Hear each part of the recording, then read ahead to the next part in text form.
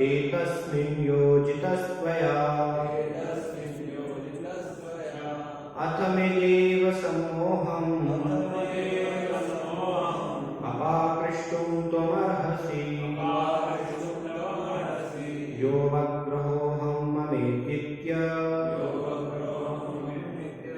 एतस्मिन् योजितस्त्वया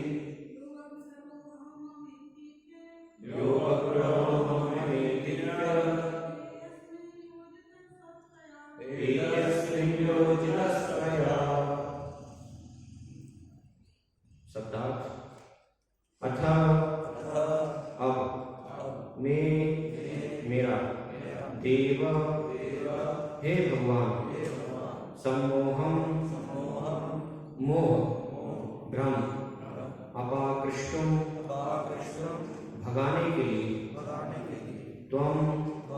तुम अर्हसि प्रसन्न हो यह जो अग्रह भ्रांत धारणा अहम मैं मम मेरा इति इस प्रकार एतस्मिन् इसमें योजितः लगाया हुआ त्वया तुम्हारे द्वारा। अनुवाद तात्पर्य श्री श्रीमद्भगवद्गीता भक्तिवेदांत स्वामी प्रभुपाद जी के द्वारा। हे प्रभु, आप प्रसन्न हो और मेरे महामोह को दूर करें। अहंकार के कारण मैं आपकी माया में व्यस्त रही और मैंने अपने आप को शरीर रूप में तथा फल स्वरूप शारीरिक संबंधों के रूप में पहचाना। तात्पर्य, अपने शरीर में आत्मबुद्धि का अहंकार तथा इस शरीर के साथ अपनी संग्रह की हुई वस्तुओं को जोड़ने का दावा माया कहलाता है। भगवद गीता के 15वें अध्याय में भगवान कहते हैं, मैं हर एक के हृदय में आसीन हूँ और सबों की स्मृति तथा विस्मृति मुझी से है। देवहूति ने कहा कि अपने आप को शरीर मानना तथा शारीरिक वस्तुओं के प्रति आसक्ति भी भगवान के निर्देशन में है। तो क्या इसका यह अर्थ हुआ कि भगवान एक को भक्ति में और दूसरे को इंद्रिय तृप्ति में लगाकर भेदभाव करते हैं? यदि ऐसा हो तो भगवान की ओर से यह असंगति होगी, किंतु वास्तव में ऐसा है नहीं। जो भी जीव भगवान के प्रति अपनी वास्तविक स्वाभाविक दासता की स्थिति भूल जाता है और इंद्रिय तृप्ति के माध्यम से भोग करना चाहता है, तो वह माया द्वारा बंदी बना दिया जाता है। माया द्वारा यह बंधन शरीर तथा शारीरिक वस्तुओं के प्रति आसक्ति के साथ झूठी पहचान की चेतना है। ये माया के कार्य है और चूंकि माया भगवान के एजेंट है, अतः परोक्षतः यह भगवान का कार्य है। भगवान दयालु है। यदि कोई मुंह भुलाकर इस भौतिक जगत का सुखों उपभोग करना चाहता है तो उसे इसकी पूरी छूट प्रत्यक्ष रूप से नहीं, अपितु उनकी भौतिक शक्ति माया के माध्यम से मिलती है। चूंकि यह भौतिक शक्ति भगवान की शक्ति होती है, अतः प्रत्यक्ष रूप से विस्मृत करने की सुविधा प्रदान करने वाले भगवान ही होते हैं। अतः देवहूति ने कहा, इंद्रिय तृप्ति में मेरी व्यस्तता का कारण आप ही थे, अब मुझे इस बंधन से मुक्त करें।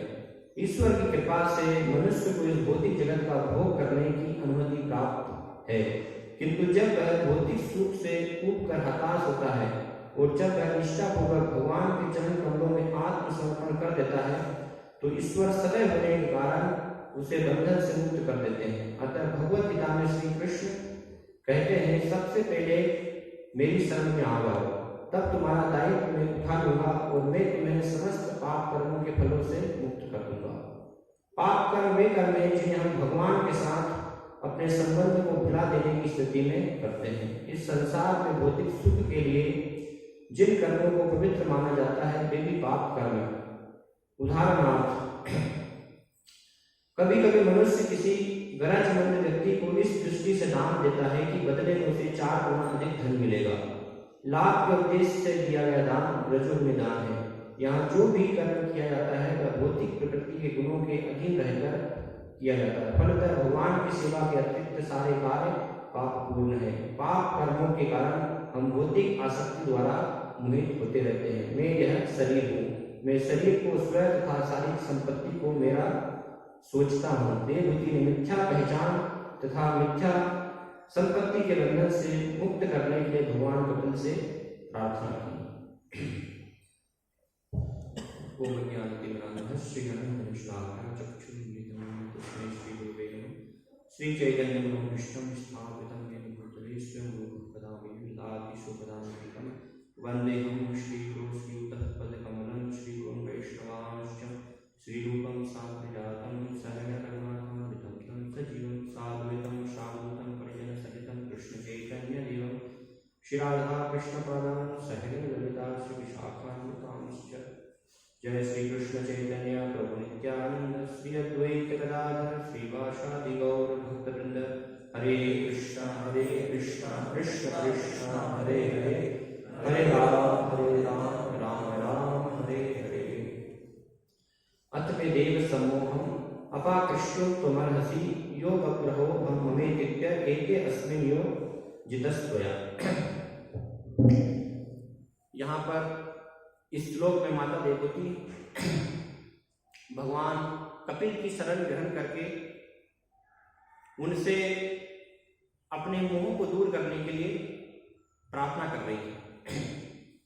तो यहाँ पर माता देवहूति एक प्रकार से कपिल भगवान की शरण में है, उनको गुरु के रूप में वो स्वीकार कर रही है, क्योंकि इस संसार के मोह को दूर करना ये वास्तव में गुरु का कार्य है। गुरु का यही एकमात्र जो है कार्य होता है, हमारी भ्रांतियां, हमारे मोह को दूर करना। कई बार बहुत सारे लोग अलग अलग प्रकार से भी गुरु की शरण में जाते हैं। बहुत सारे लोग जाते हैं, कुछ समस्या होती है, कुछ बीमारी होती है, तो सोचते हैं गुरु के पास जाएंगे, कुछ मंत्र हमें मिल जाएगा, उससे हमारा रोग दूर हो जाएगा। या कुछ लोगों के पास धन की कमी है, निर्धन है, तो इस प्रकार से विचार से जाते हैं कि कुछ गुरु के द्वारा मंत्र जप करके कुछ धन में वृद्धि हो जाएगी। लेकिन ये सब वास्तव में गुरु के पास जाने की सही विधि है। इसलिए श्रीमद् भागवत में बताया गया है कि किस लिए हमें जाना चाहिए। तो तस्मात् गुरु प्रपद्येत जिज्ञासु श्रेय उत्तमम शाब्दे परिचय स्नातम ब्रह्मण्यो उपस्माश्रय। कि गुरु के पास हमें जाना चाहिए श्रेय के लिए, है ना, हमारा जो वास्तविक कल्याण है उसकी जिज्ञासा करने के लिए। इसलिए श्रेय उत्तम, है ना, इस भौतिक जगत से श्रेष्ठ परे आध्यात्मिक जगत के बारे में जानने के लिए, क्योंकि ये भौतिक जगत जो भी है वो तमस के अंतर्गत माना गया है ना, तम है, अंधकार में, अज्ञान में, और इसके ऊपर आध्यात्मिक जगत में जो भी है वो उत्तम, उत्तर होता है कि दिव्य, है ना, इससे ऊपर परे, तो उसको उत्तम कहा गया है।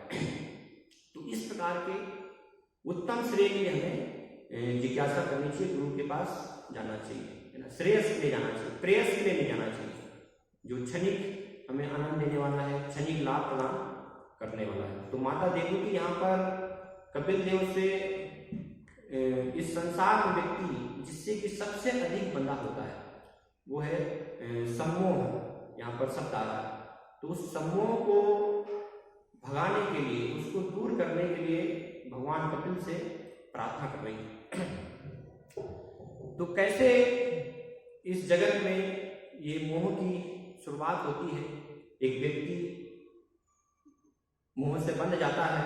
श्रीमद् भागवतम के पंचम स्कंद में इसका जो है वर्णन किया गया है कि ये जगत वास्तव में जो है आसक्ति, मोह, इसके अलावा कुछ भी नहीं है।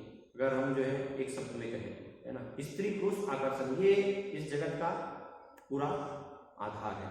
तो इसकी शुरुआत होती है पुंसाम स्त्रिया मिथुन भाव मेतम तयोर मिथो हृदय ग्रंथि माहु अतः ग्रह क्षेत्र सुताप्त वित्ते जनस्य मोहोयम अहम ममेति, है ना, अहम ममेति। इसको सम्मोह कहा गया, मोह कहा गया है ना, मैं और मेरा। इस बंधन में व्यक्ति यहाँ पर इस जगत में पूरी तीव्रता के साथ, है ना, बंधा होता है। और इसकी शुरुआत कैसे होती है? स्त्री पुरुष आकर्षण। तो ये सारे जो है सिर्फ मानव समाज में ही नहीं, हम देखते हैं कि पशु जगत में भी स्त्री पुरुष आकर्षण है ना। पक्षियों के समाज में देखते हैं, पशुओं के समाज में देखते हैं, और देवताओं के जो है लोक में, उनके जगत में भी आपको स्त्री पुरुष आकर्षण मिलेगा। उसके अलावा जो है कुछ भी नहीं, है ना। ये चार चीजें ही हैं, आहार, निंदा, भय, निर्गुण। तो इससे शुरुआत होती है जब एक पुरुष स्त्री के प्रति आकर्षित होता है और एक स्त्री पुरुष के प्रति आकर्षित होती है ना। दोनों का जब विवाह होता है, संबंध स्थापित होता है, तो उससे एक जो है मोह उत्पन्न हो जाता है ना। एक आकर्षण की वहां से शुरुआत हो जाती है। फिर उसके बाद एक स्त्री पुरुष है, तो पशु जगत में हम देखते हैं कि उनको कोई घर की आवश्यकता नहीं है ना। लेकिन मनुष्य को एक प्राइवेट जो है घर चाहिए, है ना। तो एक मकान की आवश्यकता है। फिर मकान के बाद क्षेत्र, है ना। क्षेत्र मतलब यहाँ पर संदर्भ में भूमि वर्णन किया गया है, क्योंकि भूमि से हमारी जो जीविकोपार्जन की आवश्यकताएं हैं वो हमारी पूर्ति होती है ना। तो भूमि कुछ क्षेत्र चाहिए जिससे कि पति पत्नी दोनों जो है, स्त्री पुरुष, अपना जीविकोपार्जन कर पाए। और उसके बाद फिर शुद्ध, है ना, घर है, पति पत्नी है, तो फिर क्या बच्चे भी चाहिए। बच्चे जो है उनके बिना वास्तव में घर नहीं है, कोई उसको घर वास्तव में घर नहीं कहा जाएगा, है ना। इसलिए हम देखते हैं कि फिर बच्चे प्राप्त करने के लिए जो है प्रयास करते हैं स्त्री पुरुष, उसके लिए जो है लालायित रहते हैं। तो उससे एक और जो है मोह उत्पन्न हो जाता है, एक प्रकार का, एक के बाद एक ये हृदय में ग्रंथि बनती चली जाती है ना। जैसे ही स्त्री पुरुष का आकर्षण हुआ, उसमें एक ग्रंथि बंधी, है ना। उसके बाद और मोह जो है बढ़ता है ना। घर चाहिए, पैसा चाहिए, तो इससे और एक के बाद एक ग्रंथि बनती है। फिर पुत्र उत्पन्न होता है ना, तो उससे और जो है मोह बढ़ जाता है ना। पुत्र की जो है तोतली बोली, है ना, सब अच्छी लगती है। बच्चे तो सामान्य प्यारे ही होते हैं, सब अच्छे लगते हैं, है ना। वो मनुष्य का हो चाहे पशु का हो, है ना। तो व्यक्ति उनसे जो है आसक्त हो जाता है ना, जो भी एक बच्चा होता है। तो इसलिए चाणक्य पंडित बताते हैं कि बच्चों के बिना जो है वो घर शून्य है ना, वास्तव में। तो चाणक्य पंडित एक श्लोक में वर्णन करते हैं, अविद्या जीवनम शून्यम, है ना, कि जिसके जीवन में विद्या नहीं है उसका जीवन क्या है, पूरा निरर्थक है, शून्य के समान है ना। अगर विद्या कुछ होती, विद्या नहीं आज के समाज में, है ना। विद्या का संदर्भ ज्ञान, स्वयं के संबंध में, भगवान के आत्मा परमात्मा, है ना, ये संबंध में जो है इस विद्या को ग्रहण करना। तो अगर ये विद्या नहीं है तो उसका जीवन पूर्ण रूप से शून्य है। फिर देशे शून्यम अबांधवा, चाणक्य पंडित आगे कहते हैं कि अगर कोई व्यक्ति जो है परदेश में है और परदेश में वहाँ पर अबांधवा, आपके कोई अगर मित्र नहीं है, संबंधी जन नहीं है, या कोई देवी देवताओं के मंदिर नहीं है, भगवान का कोई देवालय नहीं है, तो वो स्थान भी क्या है, शून्य के समान है ना। परदेश में जैसे पाश्चात्य जगत में है, अगर कोई व्यक्ति यहाँ से जा रहा है, कोई परिचित नहीं है ना, कुछ भी नहीं है, तो वो भी पूरा व्यक्ति अकेला होगा, शून्य के समान वहां पर होगा। फिर आगे जो है चाणक्य पंडित बताते हैं पुत्रहीनम गृहं शून्यम, कि जिस घर में जो है पुत्र नहीं है तो वो घर क्या है, पुत्रहीनम गृहं शून्यम, वो घर जो है वो शून्य के समान है। और सर्व शून्य दरिद्रता, कि जिसके जीवन में जो है धन नहीं है वो सर्व शून्य दरिद्रता, दरिद्र अगर कोई व्यक्ति है तो इसलिए हम देखते हैं कि पुत्र के बाद फिर वित्तीय है ना धन भी प्राप्त करने का व्यक्ति प्रयास करता है ना। तो ये सब जो है इसकी शुरुआत ये मोह की एक के बाद एक जो है मोह होता है, शुरुआत होती है स्त्री पुरुष के आकर्षण से, और पुत्र से वो बहुत अधिक जो है मोह और बढ़ जाता है ना। कई बार हम देखते हैं कि जब बहुत कठिनाई से पुत्र की प्राप्ति होती है तो बहुत उससे आसक्ति होती, लगाव होता है उससे, है ना। जैसे भागवत में वर्णन आता है चित्रकेतु महाराज का, कि चित्रकेतु महाराज जो है उनकी बहुत सारी रानियां थी, लेकिन बहुत समय तक किसी भी रानी से कोई भी पुत्र की उनको प्राप्ति नहीं हुई, तो बहुत दुखी थे कि कैसे जो है एक पुत्र प्राप्त हो। फिर अंगिरा ऋषि की कृपा से उनकी एक रानी जो है कृत्यधुति, उनको उनके कृपा से एक पुत्र की प्राप्ति होती है। तो बहुत समय के प्रयास के बाद तो शिल प्रपात बताते हैं उस अध्याय में कि जैसे एक व्यक्ति को जिसके पास धन नहीं है, निर्धन है, उसको अगर प्रयास के बाद धन की प्राप्ति हो जाती है तो वो धन से क्या हो जाता है, बहुत ही आसक्त हो जाता है ना। उसका मोह एक प्रकार से अत्यधिक बढ़ जाता है उस धन के प्रति। तो ऐसे ही अगर बहुत समय के बाद है ना कठिनाई से किसी को पुत्र की प्राप्ति होती है गृहस्थ जीवन में, तो उसके प्रति उसका मोह बढ़ जाता है। तो हम देखते हैं कैसे चित्रकेतु महाराज पूरा उनका मोह जो है बढ़ता है, वो फिर दिन प्रतिदिन जैसे जैसे बच्चा बढ़ता है उसके साथ उनका वो मोह अत्यधिक जो है बढ़ते जाता है ना। और फिर जब उस पुत्र की मृत्यु जाती है तो बहुत वो आसक्ति के कारण, क्योंकि बहुत अत्यधिक लगाव उनका हो गया था, है ना, बहुत अत्यधिक मोह उत्पन्न हो गया था। तो फिर क्या होता है, जब पुत्र को उनकी जो सोचने हैं वो सब मार देती हैं तो फिर बहुत कष्ट होता है उनको, बहुत ही दुख, पूरा दुख में जो है वो डूब जाते हैं। तो इस प्रकार से हम देखते हैं ये इस भौतिक जगत में स्वाभाविक है ना, बच्चों से आकर्षित होना ना, मनुष्य जीवन में नहीं। हम देखते हैं कि भरत महाराज हिरण के बच्चे से आकर्षित हुए है ना, बहुत सुंदर, उसको जो है जब वहाँ पर उनके आश्रम में है ना उसने जन्म लिया एक हिरणी माता के गर्भ से, तो फिर अकेला उसको देख करके और प्रतिदिन जो है उसको हर दिन जो है लाड प्यार करने लगे, और प्रतिदिन उनका जो है प्रेम बढ़ता गया उसके प्रति, है ना। तो सारी अपनी सामना जो है वो फिर भूल गए और अत्यधिक उनकी आसक्ति जो है बढ़ गई हिरण के उस बच्चे से, कि रात दिन उसी के बारे में वो चिंतन कर रहे हैं, है ना, उसी के बारे में केवल खोए हुए हैं कि कैसे उसकी अच्छे से मैं देखभाल करूँ। तो इसी प्रकार से मानव समाज में भी ये होता है ना, एक दूसरे जो है समूह में बन करके इस प्रकार से करते हैं। तो श्रीमद् भागवतम में कैसे व्यक्ति जो है ये मोह का आवरण उनके ऊपर माया जो है डालती है ना, क्योंकि आत्मा की जो स्थिति है वो तो क्या है, सच्चिदानंद में है ना।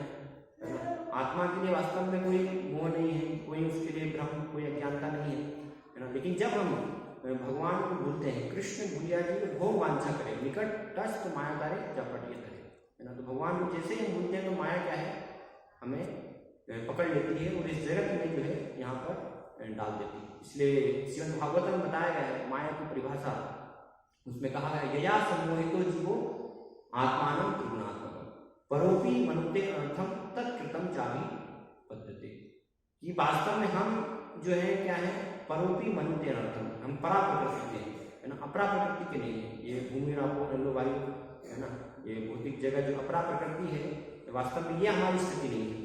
लेकिन एक जीव जो है चूंकि तटस्थता शक्ति है भगवान की, तो उसके अंदर संभावना है कि वो इस भौतिक माया शक्ति के प्रभाव में आता है। वास्तव में है वो परा प्रकृति का, ये तीनों गुणों से सतोगुण रजोगुण तमोगुण पूरा तमय से जो है वो ऊपर है ना, उत्तम उसकी उस प्रकार की जो है अवस्था है। लेकिन यया सम्मोहितो जीवो आत्मानं त्रिगुणात्मकम्, है ना, माया के द्वारा भ्रमित होने के कारण, है ना।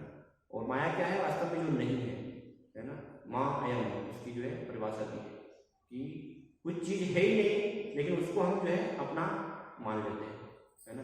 किसी को मोह कहा गया, किसी को इल्यूजन, भ्रम कहा गया कि वास्तव में कुछ वस्तु है नहीं लेकिन हमने मान लिया कि कुछ है, तो ये माया का भ्रम होता है। तो इससे 3 गुण में व्यक्ति जो है बन जाता है और अपनी फिर क्या पहचान करता है, वास्तविक उस पहचान को भूल जाता है कि मैं प्राप्त प्रकृति का हूँ, है ना। मेरी स्वाभाविक स्थिति आत्मा की ये है, फिर अपने आप को देहात्म से, इस शरीर से ही वो पहचान करने लगता है। तो जैसे ही भगवान को हम भूलते हैं तो 5 प्रकार से माया जो है, एक प्रकार से कोष उनको कहा गया, आवरण, कि एक के बाद एक कैसे जो है व्यक्ति आवरण जो है उनके ऊपर चढ़ता जाता है।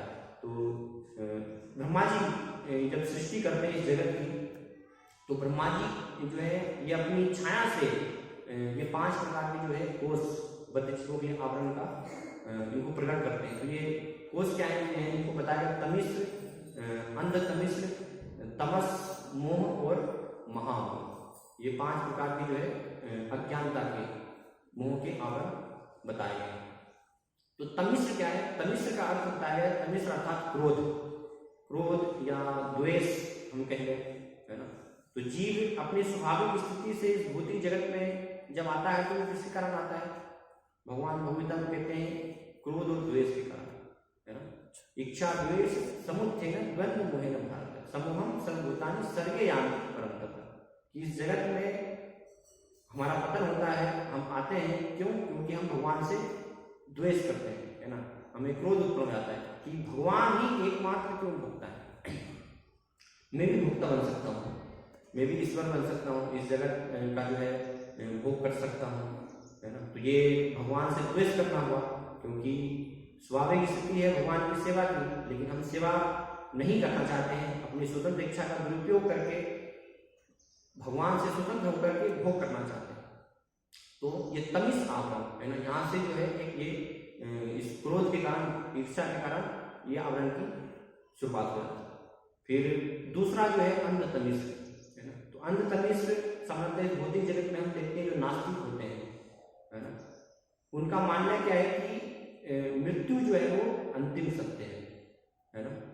तो जिनके ऊपर ये अंध तमिश्र जो आवरण चढ़ा रहता है वो इस श्रेणी के अंतर्गत आते हैं। तो इसमें कौन है, जो 4 भाग सिद्धांत है ना, कि जब तक इस जीवन में हो, है ना, पूरा ठाट बाट से रहो, है ना, कुछ भी करो, चोरी करो, है ना, उधार मांगो, लेकिन जो है पूरा जीवन अच्छे से जियो, क्योंकि कोई जो है ये सब चीजों को नियंत्रण करने वाला नहीं है ना। पाप पुण्य जो है इसका विचार मत करो, है ना, ये सब विचार करने की आवश्यकता नहीं है, क्योंकि बस मृत्यु ही परम सत्य है ना। मृत्यु हो जाएगी तो सब कुछ फिर समाप्त हो जाएगा। इसलिए बताते हैं ऋणम कृत्वा घृतम पिबेत् यादवं जीवेत् सुखम जीवेत् भस्मीभूतस्य देहस्य कुतः पुनरागमनं भवेत्, कि बाद में जो है कौन आता है कौन जाता है ये सब जो है कुछ भी नहीं है। तो मुख्य उनका जो है अपने शरीर को ही आत्मा मानना देहात्म मुक्ति में ना। ऐसे व्यक्ति जो है नास्तिक जो होते हैं वो अपने शरीर को ही आत्मा मानते हैं।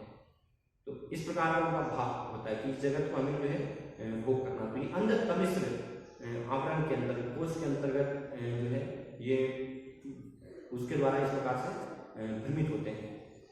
फिर तीसरा जो है तमस, है ना। तो सामान्यतः इस जगत को जो है तम कहा गया है ना। ये भौतिक जगत जो है वो तम के अंतर्गत आता है ना। तम मतलब अज्ञानता या अंधकार। जैसे इसके पूर्व के श्लोक में हम देखते हैं कि भगवान कपिल देव जो उत्पन्न हुए तो देवती माता प्रार्थना कर रही कि आप सूर्य के जो है समान है ना, जो अंधकार को हटाने के लिए, है ना। इसलिए वेदों में बताया गया तमसो मां ज्योतिर्गमय, कि हमें इस अंधकार में तमस जगत से जो है निकल करके और ज्ञान में प्रकाश, है ना, आध्यात्मिक जगत वहां जाने का हमें प्रयास करना चाहिए। तो ये इसको तमोद्वार भी कहा है। इसलिए तमोद्वारा दूषिताम संगी संगम, है ना। स्त्री पुरुष के आकर्षण से व्यक्ति तमोद्वार में प्रवेश करता है, मतलब ये जन्म मृत्यु जरा व्याधि के चक्र में प्रवेश करता है ना, नरक की तरफ प्रवेश करता है। तो इसलिए इसको तमस कहा गया है। तो ये एक और जो है मोह है। फिर तम के बाद मोह, जो हमने चर्चा की अभी, जिसकी शुरुआत स्त्री पुरुष आकर्षण से होती है, तो उस मोह में व्यक्ति बंध जाता है। और उसके बाद फिर एक और आवरण होता है माया का महामोह, है ना, उसको कहा गया है। तो महामोह मतलब कि व्यक्ति जो है अत्यधिक उसमें भौतिक इंद्रिय भोग के लिए जो है पगलाए रहते हैं, पूर्ण रूप से जो व्यक्ति पागल हो गया है इंद्रिय भोग के पीछे, दीवाने हो गए एक प्रकार से इंद्रिय भोग के लिए, मजनू बन गए, राजा बन गए, है ना, इस प्रकार से पूरा रात दिन जो है ललक है कैसे इंद्रिय भोग, बस हमें जो है पूरा 24 घंटे चिंतन वही है उनका तो उसको कहा गया महामोह, है ना, वो इस श्रेणी के अंदर, इस कोर्स के अंतर्गत जो है आते हैं। कुछ लोगों का कम होता है, देखते हैं भौतिक जगत में, है ना, उतनी आसक्ति नहीं होती है, भौतिक इंद्रिय भोग से सभी की आसक्ति है, इसलिए हम इस जगत में है ना, लेकिन कुछ अत्यधिक होती है, जैसे भागवतम में कहते हैं नमूनम प्रमत्त कुरुते विकर्म, है ना, कि प्रमत्त है पूरी तरह से, है ना, कुछ भी प्रकार से कैसे भी जो है ये लेकिन प्रकार है, बस हमारी इंद्रिय भोग की आवश्यकताओं की पूर्ति होनी चाहिए, है ना, इसलिए वो प्रमत्त कहा गया है ना, जैसे मत्त होता है, मत्त उन्मत्त और फिर प्रमत्त, तो बहुत उच्च अवस्था, है ना, पूरा पागल है उसके पीछे, है ना, तो ये महामोह की इस प्रकार से श्रेणी होती है। तो ऐसे 5 जो है ब्रह्मा जी ये आवरण कोष जो है अपनी छाया से प्रकट करते हैं, है ना, और ये माया के ही वास्तव में आवरण है। माया इस जगत में जो भगवान से जिसने द्वेष किया है, भगवान को जो भूल गए हैं, तो उनको यहाँ पर ये बांध करके रखती है।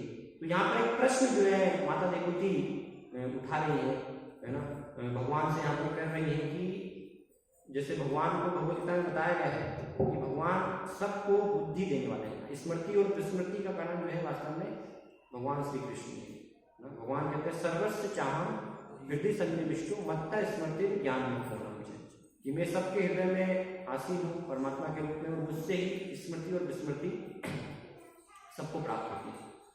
तो शुरुआत तात्पर्य लिख रहे हैं, तो फिर बहुत सारे लोग प्रश्न पूछ सकता है कि इस जगत में जो है हम माया में हैं पड़े हुए, तो भगवान जो है वास्तव में हमें माया में बांध कर रखने वाले हैं, है ना, भगवान नहीं चाहते, इसलिए कई बार लोग बोलते भी हैं कि भगवान की इच्छा नहीं है। भगवान जब चाहेंगे तब वास्तव में हम संसार के मोह से मुक्त हो पाएंगे, संसार की आसक्तियों से जो है, क्योंकि भगवान की इच्छा के बिना तो जो है पत्ता भी नहीं हिलता है ना, भगवान ही सब कुछ करने वाले हैं।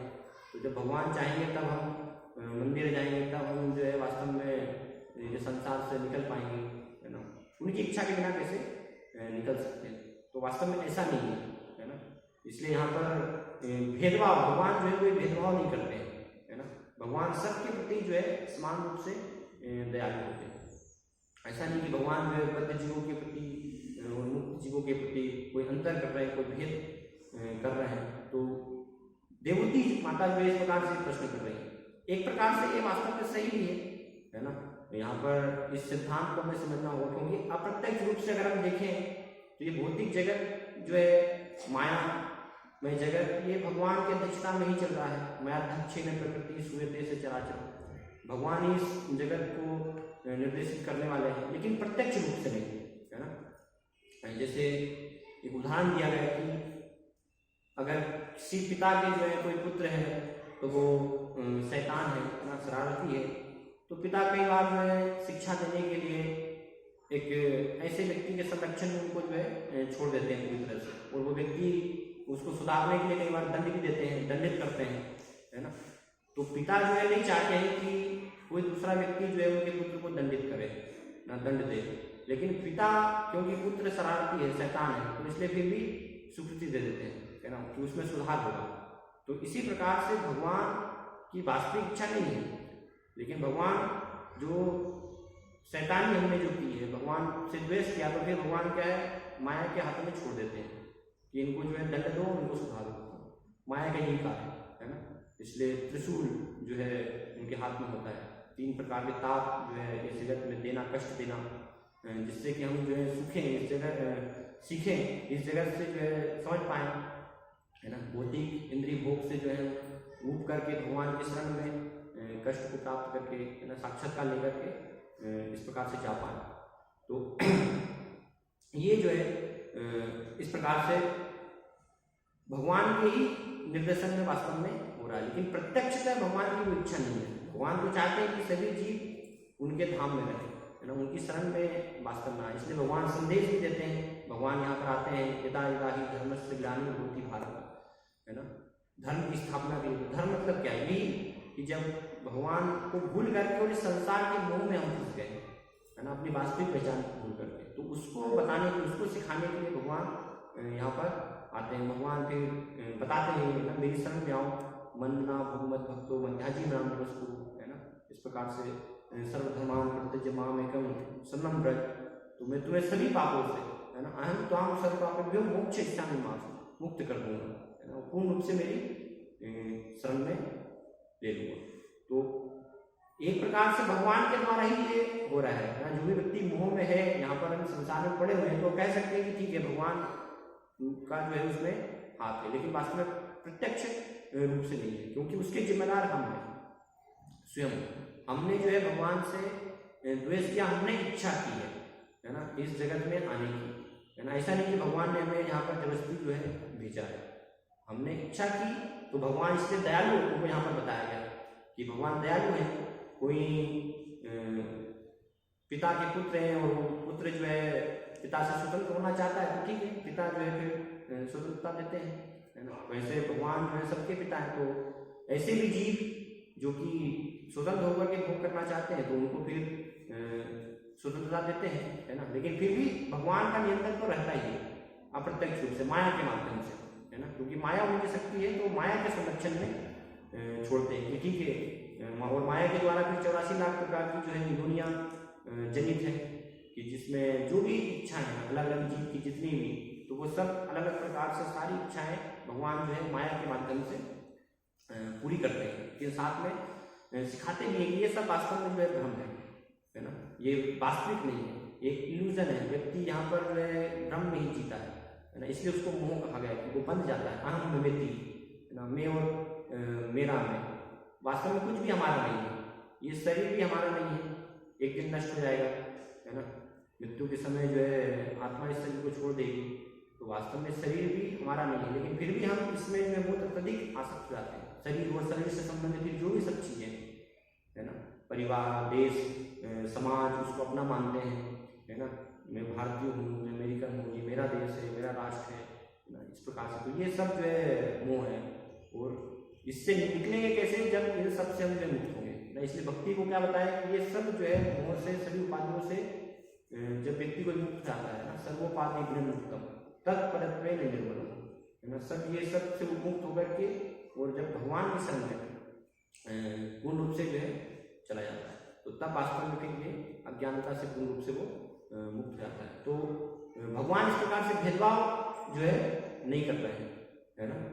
यहाँ पर भगवान जो है सम है दोनों के प्रति, लेकिन जो जिस प्रकार से अगर भगवान को भजता है, तो भगवान उसको फिर उस प्रकार से महत्व देते हैं, है ना। इसलिए भगवान भगवता में कहते हैं, ये यथा माम प्रपद्यन्ते ताम तथैव भजाम्यहम्, है ना, कि जो जिस भाव से, जैसे जो है मेरी शरण में आता है, भगवान से अगर कोई व्यक्ति दूर जाना चाहता है, तो भगवान ठीक है, उसको जो है इस प्रकार से बुद्धि देते हैं कि स्वतंत्र होकर तुम भोग करो, है ना।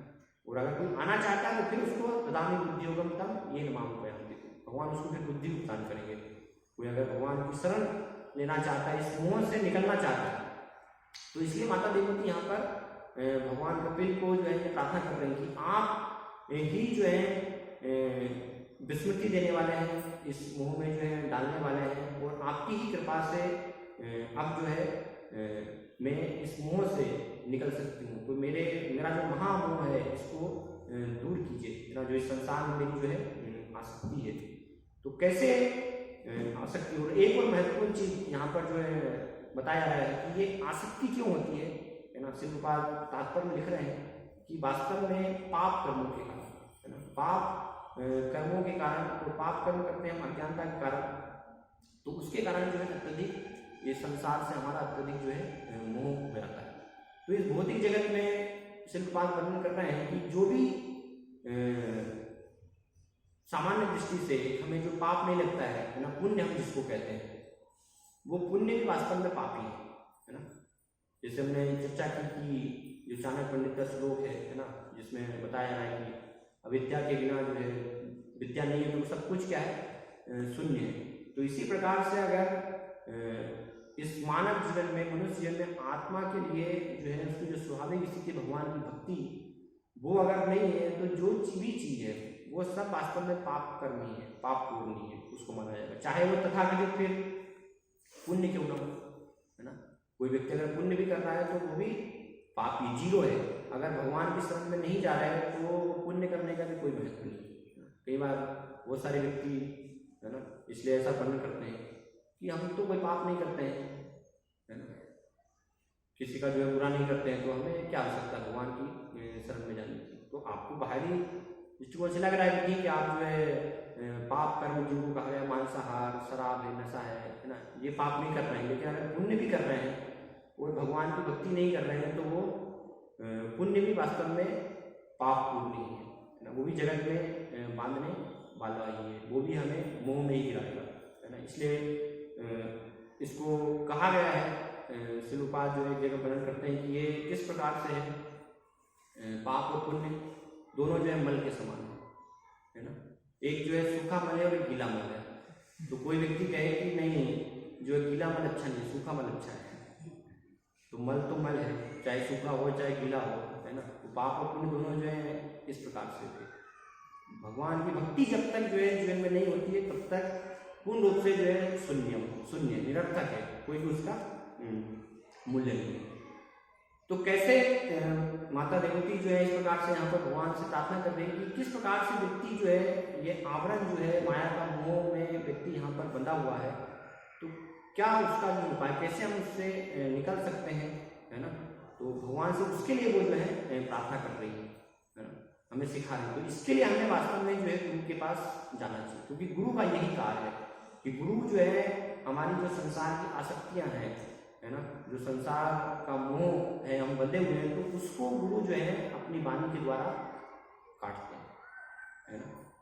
श्लोक में बताया गया है, सत्सु सचेत बुद्धिमान संत एवास छिंदंती मनोविसंगम मुक्ति भी। ये संत एवास छिंदंती, है ना, हमारे जो भी सब ग्रंथियां हैं, है ना, उनको जो है काटते हैं, खोलते हैं। हृदय में एक के बाद एक जो स्त्री पुरुष आकर्षण से जो ग्रंथियां बन जाती हैं, तो वो गुरु का एकमात्र वो कार्य है, गुरु का और कोई कार्य नहीं। प्रमाणिक गुरु का यही कार्य है कि कैसे अपने शिष्य की जो है आसक्तियां जो है उसके मोह को वो दूर करें और उसको उच्च अवस्था, आध्यात्मिक जगत की अवस्था, ये तीनों गुणों से निकाल करके सत्य गुण की अवस्था, कैसे उसको शुद्ध सत्य की अवस्था, है ना, उस अवस्था में कैसे उसको लेकर के दान करें। तो उसके लिए हमें ऐसे व्यक्ति की शरण में जाना आवश्यक है ना। ये संसार के भ्रम से, मोह से निकलने के लिए, जो कि पूर्ण रूप से सभी आसक्तियों से मुक्त है, जब उनका हम संग करेंगे तब वास्तव में ये जित संग दोषा, है ना, ये संसार का जो संग है इससे हम निकल पाएंगे। इसलिए भगवान भगवद्गीता के 15वें अध्याय में कहते हैं, निर्माण मोहा जित संग दोषा आध्यात्म नित्या विनिवृत्त काम, है ना। निर्माण मोह कि जो व्यक्ति जो पूर्ण रूप से मोह से, है ना, संसार के जो ये संग से, दोष से मुक्त हो चुके हैं, जो द्वंद्व से पूर्ण रूप से मुक्त हो चुके हैं, तो ऐसे भक्तों की जब शरण में हम जाएंगे और उनके बताए हुए निर्देशों को जब हम पालन करेंगे, तब वास्तव में उनके संग के द्वारा संभावना है धीरे धीरे कि ये कड़ा जो बंधन है मोह का, उससे हम निकल पाएंगे। इसलिए इसी अध्याय में भगवान कपिलदेव आगे जो है माता देवती को वर्णन करेंगे कि भगवान के भक्तों के द्वारा हमें जो है वहां पर बताया गया, सताम प्रसंगान मम वीर समुद्रो भवंती हितकर रसायन कथा तज्जोष्नादास अपवर्ग वर्तमनी श्रद्धा रति भक्ति अनुक्रमस्ति। कि धीरे धीरे जो है हमारा आकर्षण भौतिक जगत से कम होकर के और भगवान में आकर्षण बढ़ेगा। कैसे? जब हम सताम प्रसंगान, सताम मतलब भगवान के जो भक्त हैं उनको सताम कहा गया, तो उन भक्तों के संग में हित कर्म रसायन कथा, जो हमारे कानों के लिए जो भगवान की जो कथा है, जो रसायन के समान है, उसको जब हम श्रवण करेंगे, है ना, नियमित रूप से और अपने जीवन में पालन करेंगे, तो ऐसे भक्तों के संग से एकमात्र जो है धीरे धीरे श्रद्धा अति भक्ति अनुक्रमस्ति, कि हमारी भक्ति जो है भगवान के प्रति बढ़ेगी, हमारा मोह इस संसार के प्रति कम होगा, है ना। जो भी हम पूरा संसार की आसक्तियों में फंसे हुए हैं, है ना, इस संसार के पीछे पगलाए हुए हैं, दीवाने हैं इंद्रिय भोग के पीछे, तो उससे धीरे धीरे धीरे धीरे धीरे धीरे भगवान के भक्तों के संग से वास्तव में हम निकल पाए, क्योंकि वो भक्त जो है पूर्ण रूप से ये मोह से मुक्त है। तो जो मुक्त है वही व्यक्ति वास्तव में हमारी ग्रंथियों को खोल पाएगा, है ना। अभी हम जो बंधे हुए हैं, बंधे हुए व्यक्ति जो है, दोनों व्यक्ति बंधे हुए हैं तो वो एक दूसरे को नहीं खोल सकते, जो मुक्त अवस्था में वो वास्तव में खोल पाएंगे। तो भगवान के भक्त जो है पूर्ण रूप से ये सभी आसक्तियों से मुक्त है। तो ऐसे भक्तों की जब संग में जाते हैं तो वो जानते हैं वास्तव में कैसे जो है इन ग्रंथियों को खोलना है। तो जैसे ही हम श्रवण करेंगे उनके संग में, है ना, भगवान की वाणी को सुनेंगे, तो धीरे धीरे धीरे ये सारी आसक्ति दूर होती जाएगी। हम अपने जीवन में अनुभव भी कर सकते हैं, है ना। जब प्रारंभिक अवस्था में कोई जो है भगवान के भक्तों के संग में आता है तो कितनी जो है हमारी भी, अगर हम अपने जीवन में देखें कि इस्कॉन के संपर्क में आने से तो कितनी जो है आसक्ति थी भौतिक जगत की प्रति, है ना। इंद्रिय भोग की प्रति हम जो है पागल थे, लेकिन जैसे जैसे भगवान के भक्तों का संग करते गए, है ना, तो एक एक जो है आवरण धीरे धीरे हटता गया, है ना। हम नीचे आए, महामोह के स्तर पर थे, है ना, तो वहां से भी धीरे धीरे कम हुआ, है ना। तो ऐसे जो व्यक्ति पूरी तीव्रता के साथ फिर और ये भक्तों के संग भक्ति में प्रवृत्त होता है तो धीरे धीरे धीरे क्या होता है, पूरा मोह जो है उसका छूटता जाता है ना। और पूर्ण शरणागति अगर वो ले ले गुरु के प्रति, है ना, कृष्ण के प्रति पूर्ण रूप से शरणागत हो जाए, उनके बाद कृष्णों को उपदेशों को अपने जीवन पूर्ण रूप से पालन करने के लिए तैयार है, तो तुरंत जो है वो सारे ये सभी जो मोह के आवरण है माया के प्रभाव से वो निकल सकता है ना। इसलिए भगवान भगवता में कहते हैं मम माया प्रत्यय मामेव ये प्रपद्यन्ते माया में तरंती, जो पूर्ण रूप से मेरे शरण में आ गया है, मेरे शरणागत हो गया है, तो फिर उस पर जो है माया का प्रभाव नहीं होगा, तुरंत जो है वो माया से मुक्त हो जाएगा, क्योंकि भगवान की शक्ति है माया, है ना। तो अगर किसी व्यक्ति ने भगवान की शरण ले ली है तो भगवान फिर माया को आदेश देते हैं, है ना, कि तुम इस व्यक्ति के ऊपर से अपना जो है सारा ये सब प्रभाव जो है माया की जो भी आवरण है वो सबको हटा लो, क्योंकि पूर्ण रूप से ये मेरी शरण में आना चाहता है ना। तो उस प्रकार से हमें जो है वास्तव में जाना होगा पूरी तीव्रता के साथ, है ना। जैसे यहाँ पर माता देवी भी इसी तीव्रता के द्वारा प्रार्थना कर रही है भगवान कपिल देव से कि ये जो है मेरा मोह जो है ना, जिसमें मैं बंदी हुई, तो इसको पूरा रूप से दूर कीजिए, है ना। या श्रीमद् भागवतम में हम देखते हैं कुंती महारानी भी प्रार्थना करती है ना, त्वयि में अन्य विषया मतिर मधु पते सकर रतिर बहता बता गंगे भोगम अधुनवती, कि भगवान श्री कृष्ण से जो प्रार्थना कर रही है कुंती महारानी की जो आसक्तियां हैं मेरी, है ना, ये सब आसक्तियों को जो है आप काट दीजिए, है ना। और एकमात्र मेरी आसक्ति हूँ किसमें, केवल आप, त्वयि में अनन्य विषय, है ना। जो अभी अन्य अन्य विषयों में हमारा मन जो है लगा हुआ है, तो उससे मेरा मन निकल करके एकमात्र जो है आपके चरण कमलों में लग जाए, है ना।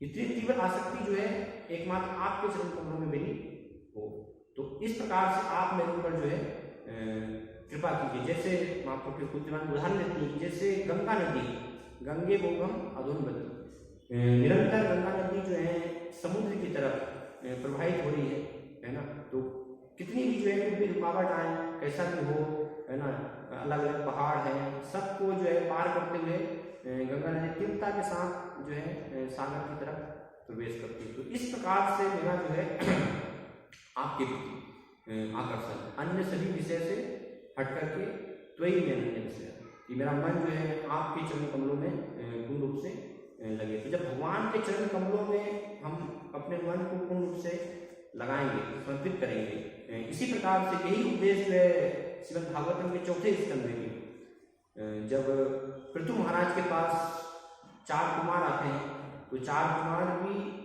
वहाँ पर जो उपदेश देते हैं उनको, तो पृथु महाराज को वहाँ पर बताते हैं यद पाद पंकज पलाश पलाश क्या कर्माशयम गृथ बुद्ध ग्रथयंति संत तद्वन रिक्त मतयो यतयो विरुद्ध स्तोत्रो गणास्त्र मरणम भजवासुदेव। तो बताते हैं कि जो हृदय ग्रंथि है ना, ये एकमात्र जो है यदपाद पंकज पलाश विलास हत्या, भगवान के जो है चरण कमल में शरण लेने से जो भी सारी हृदय की सब आसक्तियां हैं वो धीरे धीरे कट जाती हैं। तो ये एकमात्र जो है केवल भक्ति के द्वारा भगवान के चरण कमलों में शरण लेना मतलब भक्ति है ना। और वहाँ पर संत कुमार बताते हैं कि जो रिक्त मत है, रिक्त मतलब जिनके जीवन में भक्ति नहीं है ना, जैसे कर्मी है, तथागत पुण्य करने वाले हैं, हमने चर्चा की, सकाम कर्मी है ना, पुण्य कर्मी या ज्ञानी है, योगी है, तो वो सब रिक्त मत है, भक्ति से रहित है ना, उनके जीवन में भक्ति नहीं है। वो अनेकानेक प्रयास करने के बाद भी ये हृदय ग्रंथि को नहीं काट पाते है ना। प्रयास करते हैं, उनका प्रयास है कि हम जो है ये सभी ग्रंथियों से मैं और मेरे के भाव से मुक्त होंगे, अहम प्रवृत्ति से मुक्त होंगे, लेकिन चूंकि भक्ति नहीं है इसलिए वो मुक्त नहीं हो पाते। तो एकमात्र भक्ति से वास्तव में इस भ्रम को, इस मोह को दूर किया जा सकता है ना। इसके अलावा कोई भी उपाय नहीं है। और भक्ति मतलब क्या कि भगवान की जो है सेवा है ना, अनन्य रूप से भजते माम अनन्य भाव है ना, अनन्य रूप से जो है भगवान का भजन करना है ना। भजन करना मतलब भगवान की सेवा में संलग्न होना, तीव्र हमारी जो है इच्छा भगवान की सेवा करने की, कैसे जो है सारे हमारे प्रयास है ना, निरंतर हमारा चिंतन भगवान की सेवा का, भगवान को मैं अपने प्रयास से कैसे जो है अपनी सेवा से संतुष्ट करूँ है ना। तो इस प्रकार का जब प्रयास होगा तो फिर ये जो माया के अलग अलग आवरण है ना, जिससे कि अत्यधिक हम इस जगत में मोह में बंधे होते हैं, जिसको लांग पाना, जिससे जो है निकल पाना बहुत ही कठिन होता है, इसलिए दुर्लभ इसको बताया। लेकिन ये उपाय हम करेंगे है ना, भगवान के भक्तों की शरण लेंगे, भगवान की पूर्ण रूप से भक्ति में संलग्न होंगे, तो फिर पूर्ण रूप से सारे माया के आवरण से हम निकल सकते हैं, इस भ्रम से मुक्त हो सकते हैं और अपनी स्वाभाविक स्थिति आत्मा की जो है दासत्व की स्थिति में स्थापित हो सकते हैं। हरे कृष्ण। कोई प्रश्न है, जिज्ञासा इसके संबंध में पूछ सकते हैं।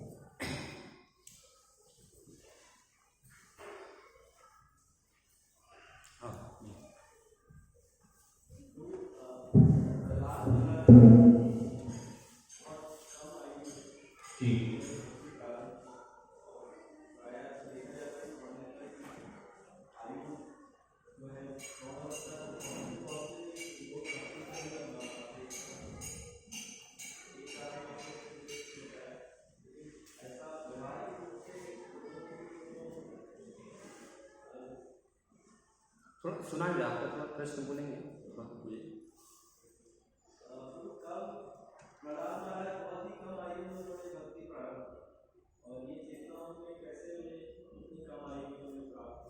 हाँ जी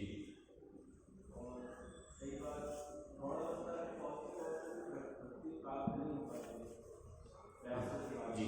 तो प्रश्न है कि प्रहलाद महाराज जो है कम आयु में ही उनको जो है भक्ति की प्राप्ति हो गई, और कई बार हम देखते हैं कि वृद्धावस्था तक व्यक्ति जो है खोजते खोजते भी उनको भक्ति की प्राप्ति नहीं होती। तो भक्ति प्राप्त होती है भगवान के भक्तों के संग से है ना। भक्तिस्तु भगवत भक्त संगेन परिचायते, भगवान के भक्त के कहीं न कहीं संपर्क में आने से, उनकी कृपा होने से हमें वास्तव में भक्ति की प्राप्ति होती है। तो प्रहलाद महाराज के जीवन में हम देखते हैं कि जब वो अपनी माता के गर्भ में थे, तो गर्भ में ही कयादु जो है वो नारद मुनि के आश्रम में, नारद मुनि उनको लेकर के जाते हैं अपने आश्रम में, तो वहाँ पर उनको गर्भ में ही शिक्षा प्रदान कर रहे हैं।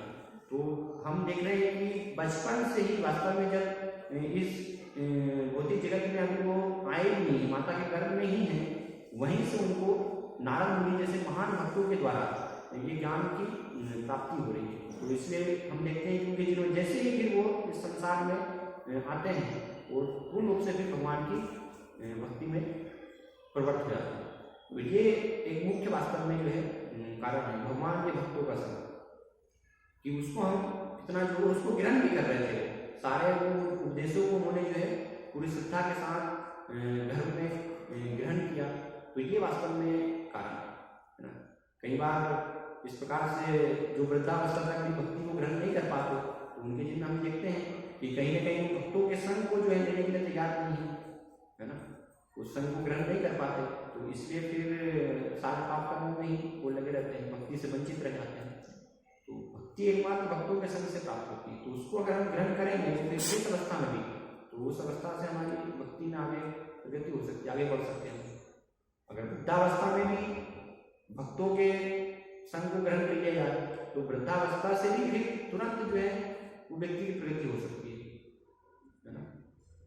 लेकिन है कि हमें पूरी तीव्रता से उनके शरण लेनी होगी। इसलिए भक्ति को बताया था स्वतंत्र है, भक्ति किसी भी अवस्था में की जा सकती है। एक बच्चा भी भक्ति कर सकता है, एक स्त्री, पुरुष, वृद्ध, पशु जीवन में भी जो है भक्ति हो सकती है ना।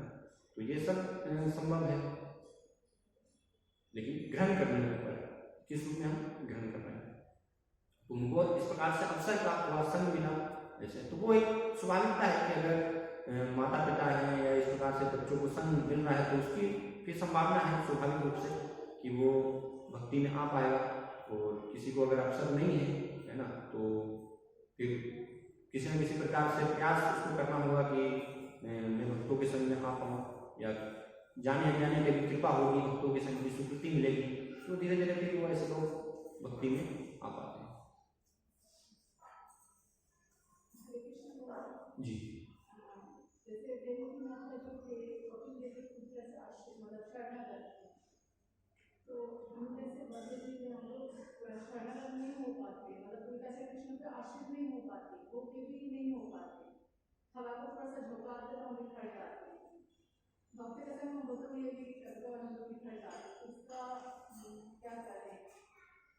हाँ, तो प्रश्न है कि हम जो है भक्तों के संग में होते हुए भी पूर्ण रूप से जो है भक्ति में स्थिर नहीं रह पाते हैं।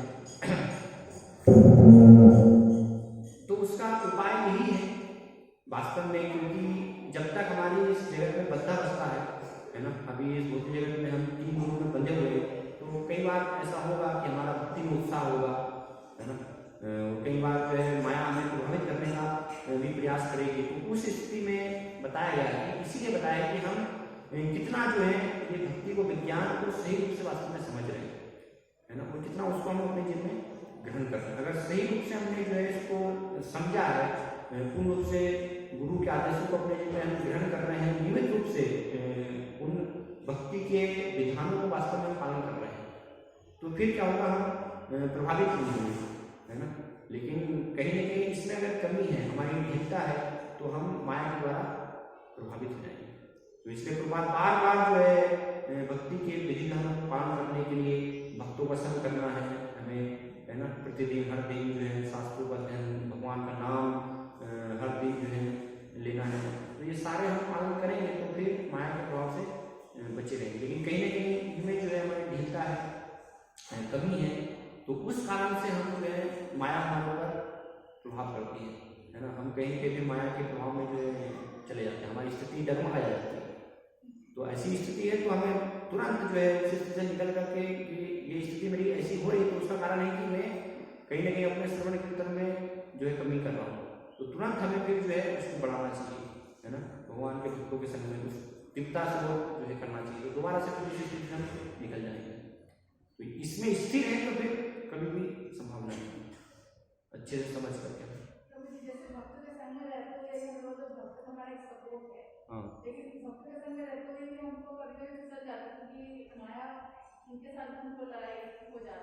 हाँ, तो उसका भी कारण है कि संग का अर्थ इसलिए हमें समझना होगा, है ना, कि संग ठीक है, हम जो है बाहरी दृष्टिकोण से ऐसा लग रहा है कि हम संग में, लेकिन वो संग लेने का अर्थ हमें समझना होगा, है ना, कि उनकी वाणी को जो है उसको सही रूप से ग्रहण करना।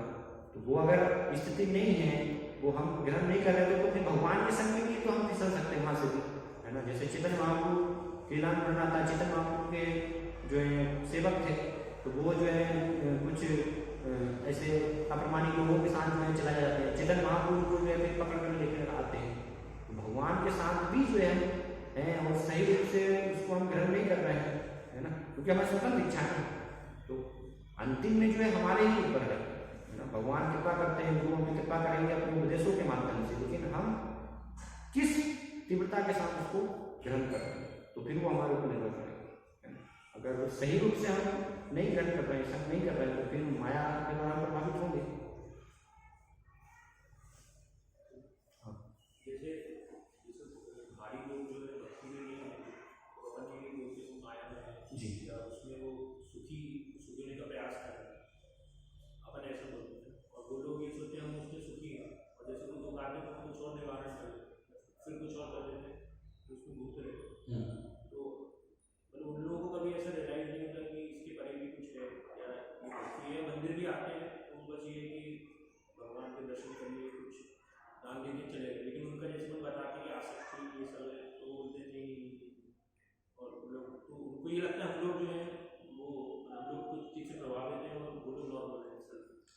अभी मोह में है ना, इसलिए उसको अज्ञानता कहा गया ना, कि अज्ञानता में व्यक्ति जो है नहीं समझ पाता कि इससे भी श्रेष्ठ स्थिति है ना। उनको ज्ञान नहीं, इसलिए वो सोचते हैं कि यही सब कुछ है। जैसे उदाहरण है कि लेकिन एक उच्च अवस्था में जो व्यक्ति है वो वास्तव में देख पाता है ना ये कितना कष्ट है ना। जैसे सुअर है, तो सुअर को तो अपना जीवन बढ़िया आनंद लग रहा है ना, कि क्या इसमें कमी है, बढ़िया तो आनंद में है। जैसे इंद्र का उदाहरण आता है कि इंद्र भी जब सुअर एक बार बन गए और ब्रह्मा जी जब उन्हें लेने के आते हैं कि ये निम्न स्थिति को छोड़ करके इंद्र पद है तुम्हारे लिए, वहाँ चलो। बोले कौन सा इंद्र पद, ये बढ़िया जीवन है मेरा, तो यहाँ पर परिवार है, सब कुछ है ना। लेकिन उच्च चेतना में जो व्यक्ति है तो वो फिर उसको देख पाते हैं कि ये निम्न स्थिति, तो उसके लिए जब वो उच्च स्थिति में आ पाएंगे, कम से कम तमोगुण से निकल कर थोड़ा सतोगुण में आएंगे, तब वास्तव को समझ पाएंगे कि हाँ ये जो है जीवन कष्ट में है, दुख में है ना। जब तक तमोगुण में ही है तो वो जीवन तो बहुत आनंद में लगेगा, अच्छा लगेगा है ना। उसको जो है व्यक्ति जो है शराबी एक नशे में जो है नाली में पड़ा हुआ है तो उसको तो बढ़िया वहाँ पे लग रहा है, लेकिन जब शराब का नशा जब उतरेगा तब फिर समझ आएगा कि मैं कहाँ था है ना, अच्छी जगह में नहीं था। तो वो स्थिति ऐसे लोग जैसे एक नशा होता है तो दूसरा नशा पकड़ लेते हैं, मतलब छोड़ने को तैयार नहीं है। हाँ वो यस, और उसमें वो आनंद ले रहे हैं। उनको ये लगता है कि हम लोग मतलब जैसे कि कुछ बिना नहीं हार गए इसलिए यहाँ बैठे हुए हैं, वो बोलते हैं हम लोग इतना मेहनत भी कर रहे हैं और आनंद भी ले रहे हैं, तुम लोग सब कुछ छोड़ छाड़ के बैठे हो। मतलब तो ऐसे लोगों को तो जब तक श्रद्धा नहीं है या कुछ एक तो बहुत असंभव जैसा है। तो या तो मतलब ये है जैसा बोला आपको छोड़ना है तो उसके लिए कुछ कष्ट होगा, वो उसके लिए कष्ट सहने के लिए तैयार नहीं है। तो इसलिए फिर ये विधि है कि ऐसे व्यक्ति जो है श्रवण कीर्तन में कहीं कहीं धीरे धीरे लगेंगे तो थोड़ा थोड़ा करके उनकी भी प्रगति होती है ना। तो कैसे धीरे धीरे धीरे धीरे छोड़ छाड़ के ऐसा लगता है तो वो वीक के जैसे हो जाएंगे, दूसरे को और मतलब भाग जाते हैं। ऐसे में तो असंभव ही लगता है कि कुछ उनको कुछ वो शरणागत हो सके यहाँ से। लेकिन पहले से देख लिया कि भैया हमें छोड़ना पड़ेगा, इसलिए तो यहाँ पर वो उनकी गलत समझ है ना। भक्ति में हम आ रहे तो ऐसा नहीं कि हमें जो है छोड़ करके जो है घर बार छोड़ करके वास्तव में भक्ति हो पाएगी, गलत समझ है उनकी।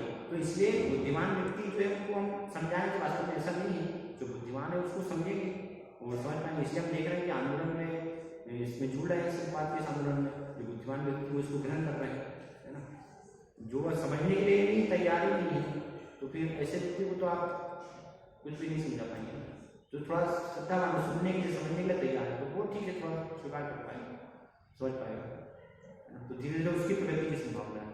लेकिन जो सुनना ही नहीं चाहता, समझना नहीं चाहता है ना, उसने अपनी एक धारणा बना ली है तो फिर ऐसे व्यक्ति लिए कठिन होगा थोड़ा।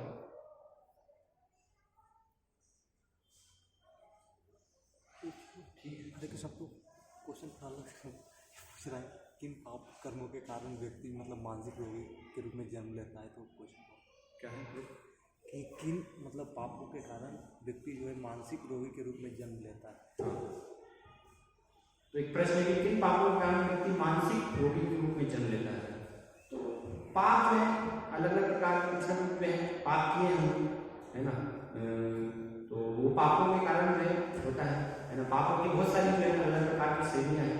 तो इस प्रकार से पूरा एक पाप के कारण हम नहीं कह सकते कि एक पाप के कारण जो है इस प्रकार से ऐसी यूनिट प्राप्त हुई, क्योंकि जीवन में पूर्व जन्मों के कारण बहुत सारे अलग अलग प्रकार के पाप होते हैं है ना। तो उन पाप इसलिए उसको वही एक गति बताई गई है ना कि कैसे पाप कर्मों के कारण किस प्रकार की गति होगी है ना, वो समझना मुश्किल। लेकिन हमें स्थिति ये प्राप्त हुई है तो इसका अर्थ हमें इससे समझना चाहिए कि कहीं भी हमने पाप किए थे जिस कारण से हमें ये ऐसी स्थिति में प्राप्त हुई है।